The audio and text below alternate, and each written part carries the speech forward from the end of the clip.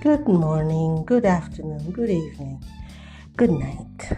How are you doing? This is Anne-Marie on your 6th episode of Tales from the Script.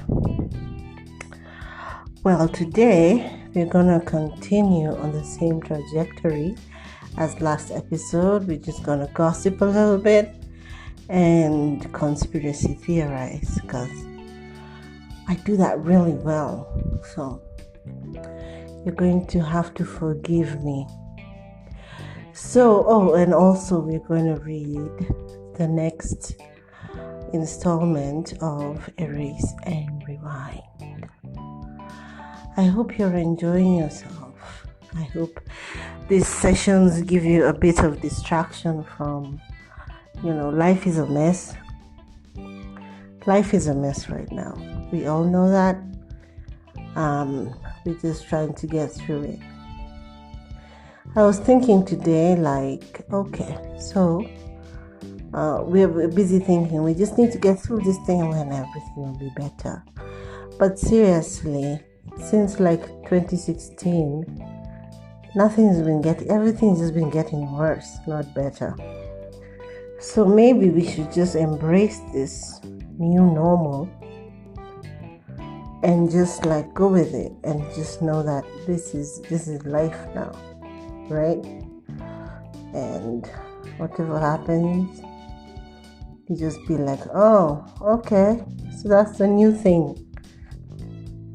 And then your life continues. It's probably less anxiety inducing to live like that. It's just a suggestion. You don't have to take it seriously. You don't have to do it, okay? I'm just saying that maybe that's what we need to do. So, all right. Kind of lost my train of thought. Okay, so what I was saying was that embrace your new normal. Just know that this is life now, and things are probably gonna get worse. This is probably not the worst that's gonna happen. Okay, so just it's okay. Shit happens, and after shit happens, more shit happens, apparently, these days. So just embrace it. All right, so today we're talking about Rihanna, right? And we all know, if you're claiming not to know, you're a liar, right? We all know what a goddess she is, and she just reinforced her goddesshood by donating to New York City PPEs, which they were running out of, right? And Trump had refused to give them because apparently Andrew Cuomo was making him look bad, right? Because this is a thing that happens now. Okay, you have a president, a whole entire president, who is sulky because a governor made him look bad, right? And people chose this guy it wasn't an accident. They chose him. Hey, yeah, you over there, we want you to be president. Be our president, okay? So anyway, that's a thing that continuously boggles my mind forever. So anyway, Rihanna, she donated PPEs to New York, And I don't know why, I was just feeling really emotional about that. Probably because I don't allow myself to be emotional about something else that I wanted to be emotional about. I don't know what it is, but usually that's what happens. I what is the word? Project. Yeah. So if I'm feeling upset about something and I don't deal with it, then something else happens, and then I overreact to that other thing, right? So crying because I don't live in New York. I don't know anyone who lives in New York. So, but it was just like the whole goodwill of it. And considering just last week, I was busy fighting people on Twitter because some guy had the temerity to complain that Rihanna had donated respirators to Barbados worth $700,000. And they're like, oh my, how can she donate to them and she doesn't donate to us, and somehow we are responsible for her success, as if Black Americans even buy Rihanna's music. They are so insular and xenophobic that just because she's from Barbados, they have this whole she's not one of us. But heaven forbid that she buys respirators for her own motherfucking country. Suddenly it's a big motherfucking deal. So anyway, I was fighting people on Twitter about that. So then today I had to like copy the link for that article and go look for that fight that I was having to paste it there. Like, that's how petty I was being. And I know the guy has muted the conversation, but at least everyone who reads it is gonna see that. And they're gonna know, okay, because fuck him, And yeah, I think probably, I don't think I'm projecting. I'm really genuinely upset for Rihanna because she doesn't deserve that shit. She doesn't deserve that shit, okay? She's a genuinely good person, okay? And there are just so few genuinely good people in the world. And yet, those are the people who other people love to slag, like love. And I just don't understand it, and it annoys me. It annoys me as fuck. You know what I'm saying? Anyway, so yeah, I was just thinking, now that the apocalypse is upon us. This is the apocalypse, by the way, in case you are wondering. Let me just confirm it for you. This is the apocalypse. I was just thinking that there must be, like, probably once you reach $100 million and you're $100 million millionaire, someone contacts you. Let's call them like the Illuminati, but I don't believe in Illuminati. That's a bunch of bullshit. But so they call you, right? And they tell you, hello, congratulations, you have attained $100 million. So would you like to buy your apocalypse bunker right now, or would you like to wait? And they tell you, you could choose what location would you like your apocalypse bunker to be at. And I'm sure when they called Rihanna, she was like, oh yeah, make it in Barbados. And she probably made it in big enough so that everyone in Barbados can fit inside, because that's just the kind of person she is. And then they ask you, and what about your would you like to book your space on the spaceship, or would you like to wait until you reach 200 million?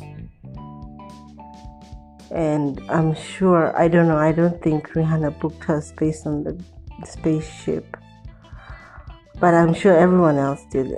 Richard Branson probably owns the patent, and his bunker is probably Necker Island. And right now it's just like, it's not really an island, it's like a submarine.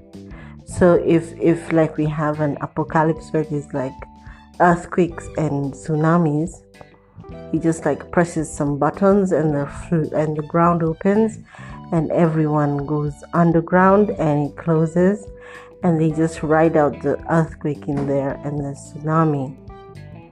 And if it gets too bad to be on the surface, they just sink it to the bottom of the ocean. You know, Richard Branson talks a lot about the bottom of the ocean.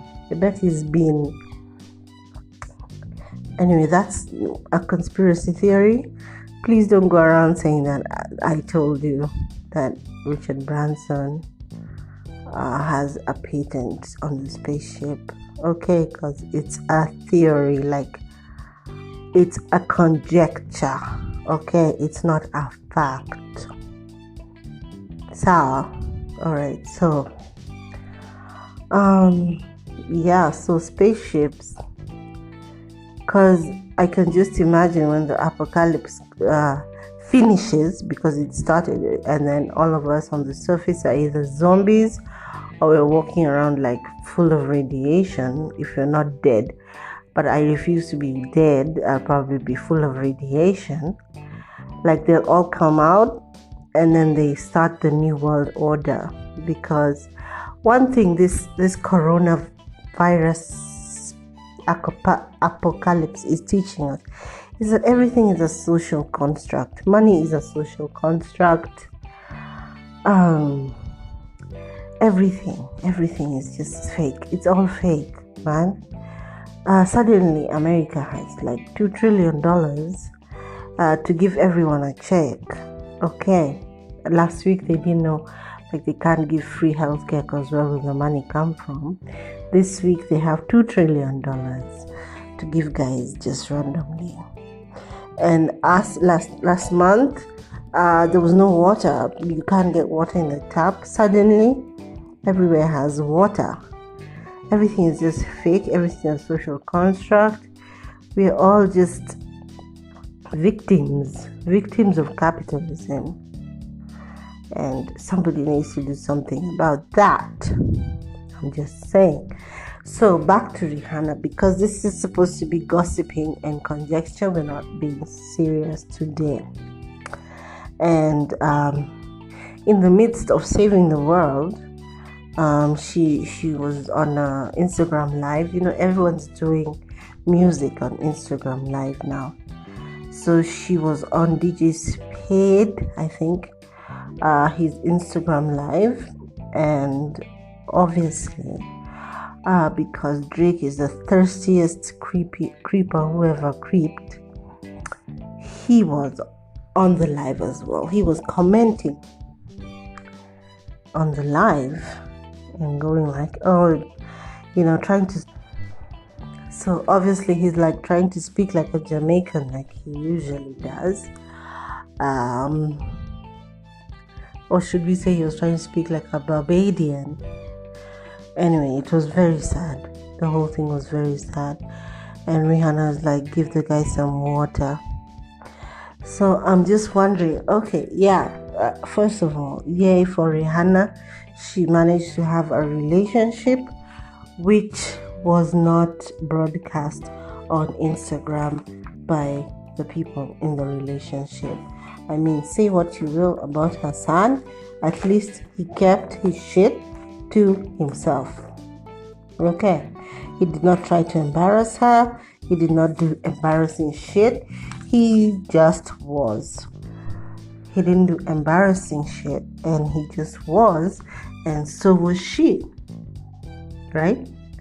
So the question I want to ask you guys is, first of all, Drake's obsession, because at this point it's an obsession with Rihanna.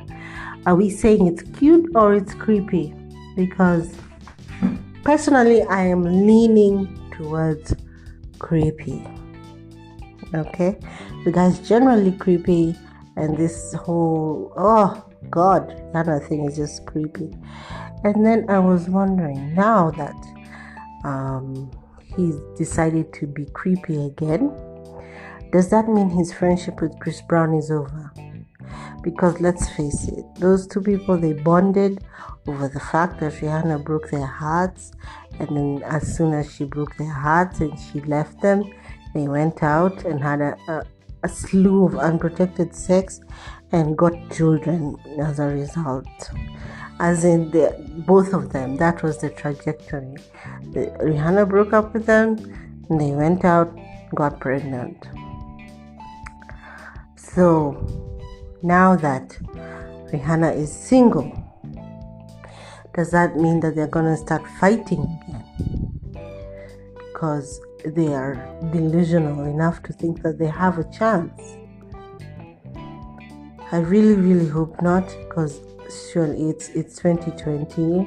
There's just a lot going on in the world, and hopefully people are adults. But I just, I would not put it past either of them to start fighting again. It would be unsurprising. But we'll see, won't we? We'll see. Luckily, Rihanna decided to decamp.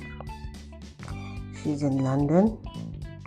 So they probably don't know how to find her or where to find her. So it will be a little more difficult to be a creeper than it was before. Yeah, so okay, that's end of gossip. Okay. I'd like to hear your thoughts if you want to give them to me. I love discussions. So we go to part 2. Part 2 is where I read you an excerpt. So we're just going to continue from where we stopped yesterday. No, it wasn't yesterday, it was last episode. And that was when, what was his name? His name was Mr. Maxwell, was clutching his crotch and hurrying out of the room so that Rosemary was left alone with the nurse. So here we go. "What can I do for you today, Rose?" the nurse asked. Rosemary hadn't been aware that Nurse Ratched knew her name, Rosemary hadn't been aware that Nurse Ratched knew her name, let alone had given her a nickname. "It's my period," she said. "What about it?" "It's been going on for 3 weeks." "Oh, is that normal for you?" "No, it's not normal for me. Is it normal for anyone?" "Well, it's not usual, but some people have been known to bleed for that long. It's not ideal. In fact, it's probably not even healthy, but it happens. So what can I do to make it stop? Because I'm getting dizzy and headachy, and I can't concentrate on anything, and I smell like iron." Nurse Sylvester walked to her medicine cabinet. "I can give you something to stop the bleeding this time, but you should see your medical practitioner for further help." "Yeah, okay, thanks," Rosemary said, taking the meds. She walked out, popping the pills as she went, and feeling extremely put upon. Her dad was going to freak. "We could go see Uncle Rufus. He won't charge you, and he is a doctor," Russell suggested when she broke down and told him about her problems after supper. The drugs were working, and she could feel the slowdown in her bleed. But now she was having major cramps.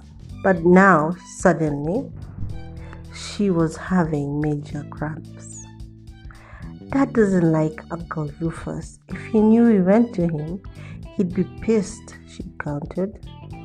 "Look, it's not that. It's that or look for a free clinic. You want to risk your health on a free clinic?" At least you know where Uncle Rufus got his medical degree. Rosemary sighed. Isn't Dad eligible for veteran health care? Why can't we use that? Because A, we're not veterans, and B, you want to ask Dad if you can use his insurance for your menstruation issues, because I'd buy a ticket to that show. Rosemary sighed. Do you even know where Uncle Rufus lives these days? Better. I got his number on speed dial. Who do you think sends me those books on occultism? By the way, Dad was asking me about that. I thought you made sure to swap out the covers. I did. He must have been snooping in the pages, the bastard. So, anyway, call him now then. Yeah.